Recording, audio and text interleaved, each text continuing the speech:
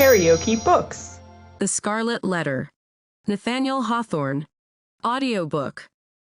Chapter 7. The Governor's Hall.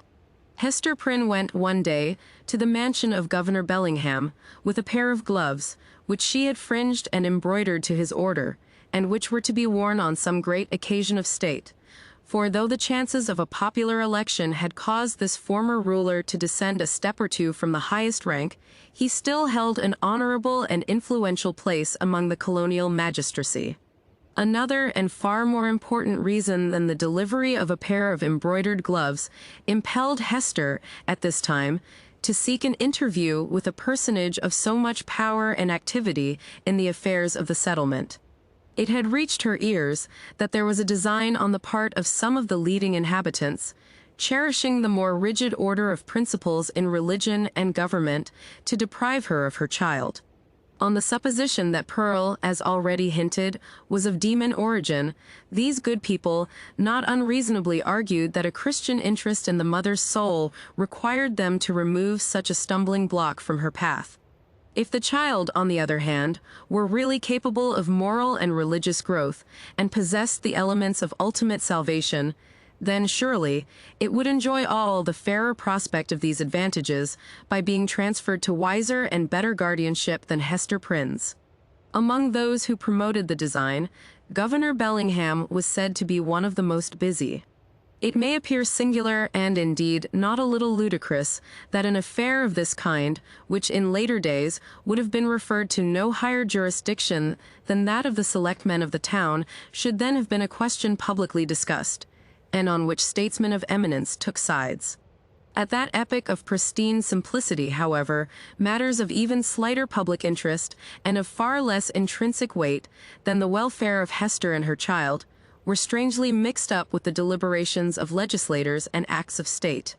The period was hardly, if at all, earlier than that of our story, when a dispute concerning the right of property in a pig not only caused a fierce and bitter contest in the legislative body of the colony, but resulted in an important modification of the framework itself of the legislature.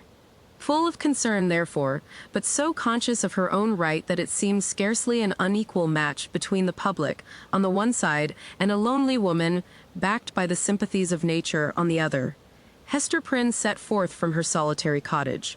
Little Pearl, of course, was her companion. She was now of an age to run lightly along by her mother's side, and constantly in motion from morn till sunset, could have accomplished a much longer journey than that before her. Often, nevertheless, more from caprice than necessity, she demanded to be taken up in arms, but was soon as imperious to be set down again, and frisked onward before Hester on the grassy pathway, with many a harmless trip and tumble.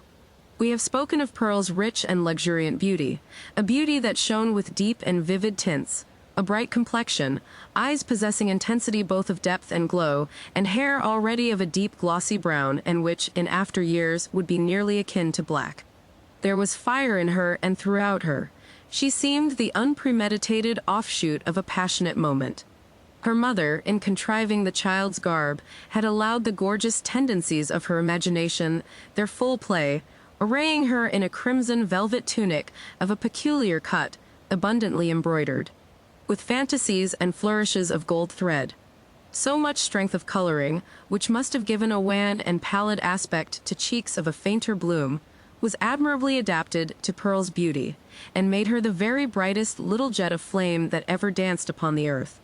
But it was a remarkable attribute of this garb, and indeed of the child's whole appearance, that it irresistibly and inevitably reminded the beholder of the token which Hester Prynne was doomed to wear upon her bosom.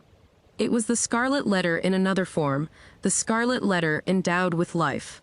The mother herself, as if the red ignominy were so deeply scorched into her brain that all her conceptions assumed its form, had carefully wrought out the similitude, lavishing many hours of morbid ingenuity to create an analogy between the object of her affection and the emblem of her guilt and torture.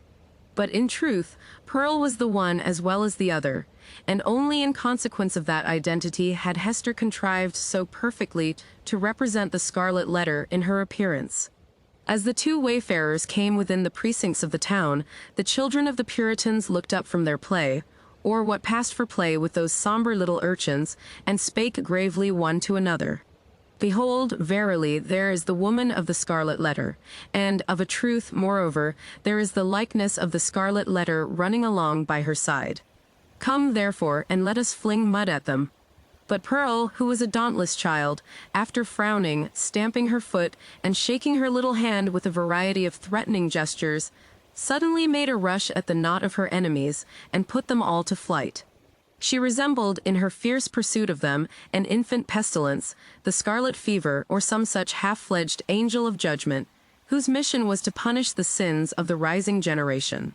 She screamed and shouted too, with a terrific volume of sound, which doubtless caused the hearts of the fugitives to quake within them. The victory accomplished, Pearl returned quietly to her mother, and looked up, smiling, into her face.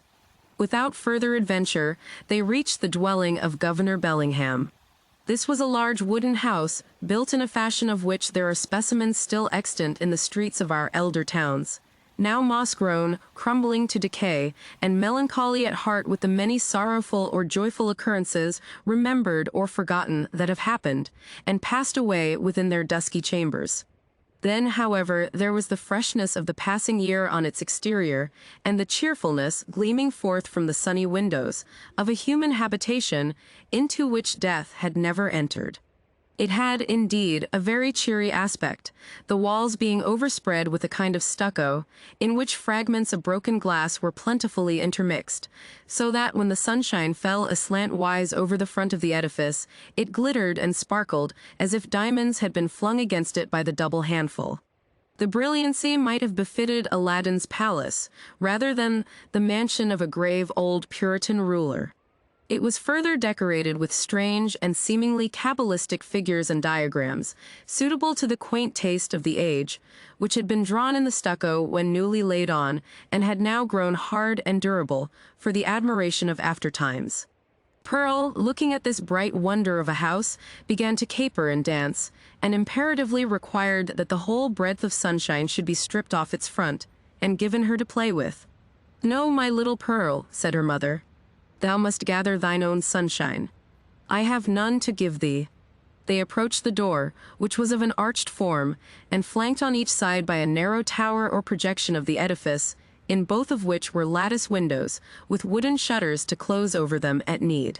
Lifting the iron hammer that hung at the portal, Hester Prynne gave a summons, which was answered by one of the governor's bond servants, a free-born Englishman, but now a 7 years' slave.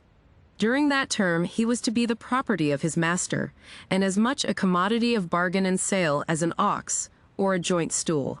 The serf wore the blue coat, which was the customary garb of serving men at that period, and long before, in the old hereditary halls of England.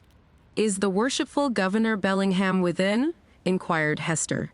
"Yea, forsooth," replied the bond-servant, staring with wide-open eyes at the scarlet letter, which, being a newcomer in the country, he had never before seen. "Yea, his honourable worship is within. But he hath a godly minister or two with him, and likewise a leech. Ye may not see his worship now." "Nevertheless, I will enter," answered Hester Prynne, and the bond-servant, perhaps judging from the decision of her air and the glittering symbol in her bosom that she was a great lady in the land, offered no opposition. So the mother and little Pearl were admitted into the hall of entrance. With many variations, suggested by the nature of his building materials, diversity of climate, and a different mode of social life, Governor Bellingham had planned his new habitation after the residences of gentlemen of fair estate in his native land. Here, then, was a wide and reasonably lofty hall, extending through the whole depth of the house, and forming a medium of general communication, more or less directly, with all the other apartments.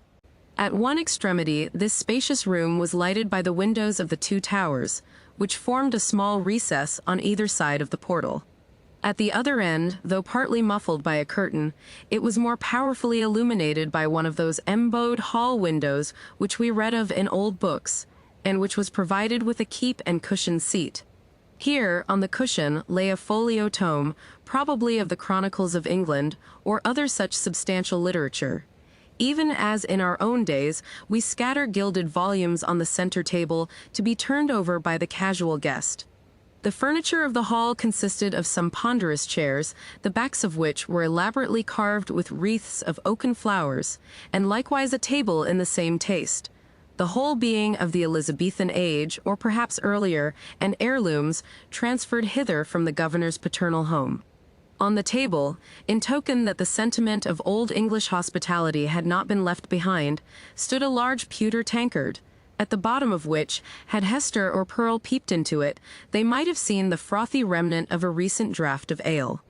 On the wall hung a row of portraits representing the forefathers of the Bellingham lineage, some with armor on their breasts, and others with stately ruffs and robes of peace. All were characterized by the sternness and severity which old portraits so invariably put on, as if they were the ghosts, rather than the pictures, of departed worthies, and were gazing with harsh and intolerant criticism at the pursuits and enjoyments of living men. At about the center of the oaken panels that lined the hall was suspended a suit of mail, not, like the pictures, an ancestral relic, but of the most modern date, for it had been manufactured by a skillful armorer in London the same year in which Governor Bellingham came over to New England. There was a steel headpiece, a cuirass, a gorget, and greaves, with a pair of gauntlets and a sword hanging beneath, all, and especially the helmet and breastplate, so highly burnished as to glow with white radiance, and scatter an illumination everywhere about upon the floor. This bright panoply was not meant for mere idle show, but had been worn by the governor on many a solemn muster and training field, and had glittered, moreover, at the head of a regiment in the Pequod War. For though bred a lawyer, and accustomed to speak of Bacon, Coke, Noyer, and Finch as his professional associates, the exigences of this new country had transformed Governor Bellingham into a soldier, as well as a statesman and ruler. Little Pearl, who was as greatly pleased with the gleaming armor as she had been with the glittering frontispiece of the house, spent some time looking into the polished mirror of the breastplate. "Mother," cried she, "I see you here. Look, look." Hester looked by way of humoring the child, and she saw that owing to the peculiar effect of this convex mirror, the scarlet letter was represented in exaggerated and gigantic proportions, so as to be greatly the most prominent feature of her appearance. In truth, she seemed absolutely hidden behind it. Pearl pointed upward also, at a similar picture in the headpiece, smiling at her mother with the elfish intelligence that was so familiar an expression on her small physiognomy. That look of naughty merriment was likewise reflected in the mirror with so much breadth and intensity of effect, that it made Hester Prynne feel as if it could not be the image of her own child, but of an imp who was seeking to mold itself into Pearl's shape. "Come along, Pearl," said she, drawing her away. "Come and look into this fair garden. It may be we shall see flowers there, more beautiful ones than we find in the woods." Pearl accordingly ran to the bow window at the further end of the hall, and looked along the vista of a garden walk, carpeted with closely shaven grass, and bordered with some rude and immature attempt at shrubbery. But the proprietor appeared already to have relinquished, as hopeless, the effort to perpetuate on this side of the Atlantic, in a hard soil, and amid the close struggle for subsistence, the native English taste for ornamental gardening. Cabbages grew in plain sight, and a pumpkin vine, rooted at some distance, had run across the intervening space, and deposited one of its gigantic products directly beneath the hall window, as if to warn the governor that this great lump of vegetable gold was as rich an ornament as New England earth would offer him. There were a few rose bushes, however, and a number of apple trees, probably the descendants of those planted by the Reverend Mr. Blackstone, the first settler of the peninsula. That half-mythological personage who rides through our early annals seated on the back of a bull. Pearl, seeing the rose bushes, began to cry for a red rose and would not be pacified. "Hush, child, hush," said her mother earnestly. "Do not cry, dear little Pearl. I hear voices in the garden. The governor is coming, and gentlemen along with him." In fact, adown the vista of the garden avenue, a number of persons were seen approaching towards the house. Pearl, in utter scorn of her mother's attempt to quiet her, gave an eldritch scream, and then became silent. not from any notion of obedience, but because the quick and mobile curiosity of her disposition was excited by the appearance of these new personages. If you liked what you heard, please subscribe to the channel.